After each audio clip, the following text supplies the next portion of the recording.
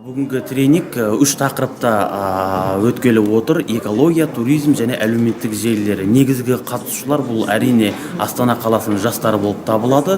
Бұл шараны Қазақстан Республикасының тәуелсіздігінің 25 жылдығына арнап отырмыз. Әр шараға келетін болсақ, мысалға бірінші экология және туризмді алатын болсақ, Қазақстан келесі жылы әлемдік деңгейде Экспо 2017 жасыл энергияны дамыту тақырыбында халықаралық мамандандырылған көрмені қабылдайды. Осыған байланысты біздің жастар да бүгінгі таңда әлемдік деңгейде өзіміздің Астана қаласында, елімізде экологияны, туризмді қалай дамыту керек, қалай ілгері жылжыту керек, осы салада 2 күн бойы оларды арнайы мамандар оқытып үйрететін болады. Сонымен қатар олардың арасында өзіндік жоба жұмыстары жүргізілетін болады.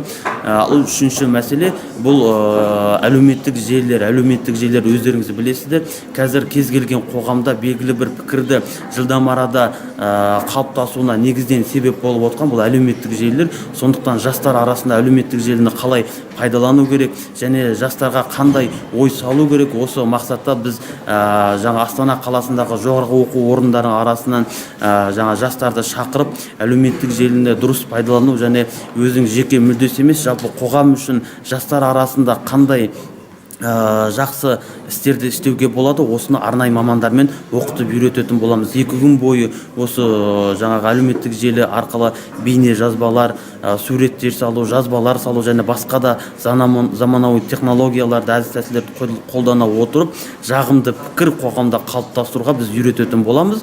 Және де барлық конкурс бойынша осы қатысушылар арасында арнайы конкурстар жүргізіледі, өзінің жаңағы бағыт-бағдарына байланысты. Олардың жеңімпаздарын арнайы комиссия анықтап, және әрбір жеңімпазға басты жүлделі орындарға өте бағалы сыйлықтарымыз бар. Осыны тапсыратын боламыз. Жалпы қатысушылар саны қанша? Қазіргі қатысушылар саны 80-нен астам жас азаматтар өтініш білдірді. Одан бөлек біз өзіміз жаңағы арнайы шақыртулармен азаматтарды қабылдап жатырмыз. Жалпы барлық қатысамын деушілерге біздің есігіміз ашық.